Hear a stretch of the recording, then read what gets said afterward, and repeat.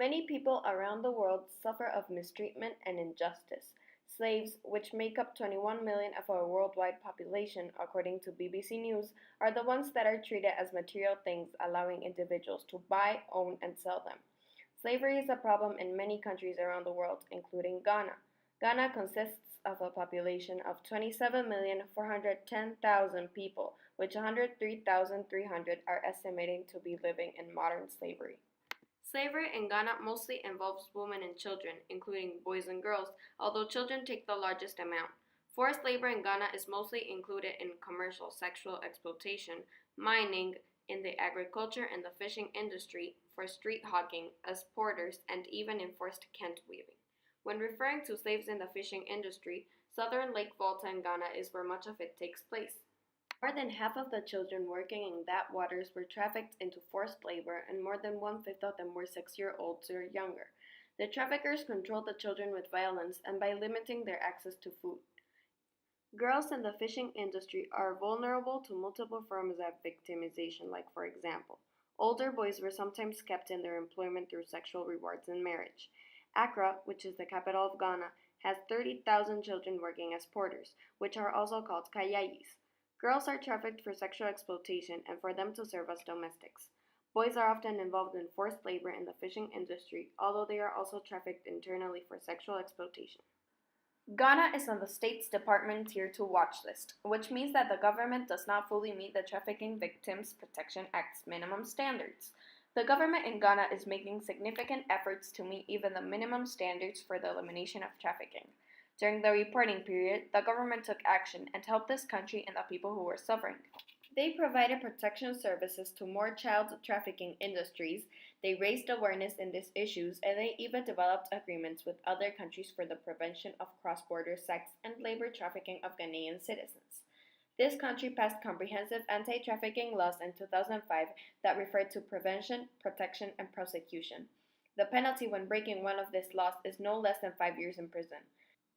Ghana is ratified ILO WFCL Convention, adopted ECOWAS Regional Plan, also has anti-trafficking task forces, Ghana CLMs.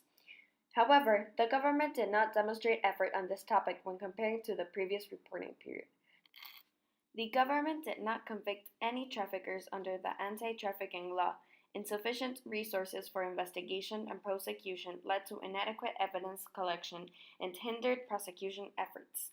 Victim protection services remained limited, and the lack of systematic data collection hindered efforts to monitorize, analyze, and report on anti-trafficking efforts, notes the U.S. Department of State.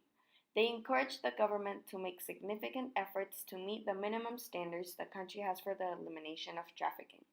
Politicians in Ghana have little incentive to enforce legal regulations due to various reasons. U.S. and European governments provide little collaboration regarding anti-trafficking training. Aside of the government, NGOs do also take action in Ghana. One of Ghana's non-governmental organizations is IJM, or the International Justice Mission. This organization rescues victims from forced labor, brings criminals to justice, restores the survivors, and strengthens the justice system. Some NGOs that enforce the prevention of forced labor through community development are World Vision, Toston, Compassion, Chalmers Center, and Free the Slaves. Although they do have NGOs that try to take action, most of them focus on aftercare and provide little collaboration between them and the government regarding rehabilitation. Dotsie Kwablavi was a survivor of child slavery. Her parents died when she was 9 months old, so she was orphaned as a baby. Dotsie was later adopted by a woman who she came to know as her grandmother, but she had 8 children and struggled to maintain them. At the age of 8, her own guardian turned her over to a trafficker that was looking for children to enslave in the fishing communities along Lake Volta to ease the burden of poverty.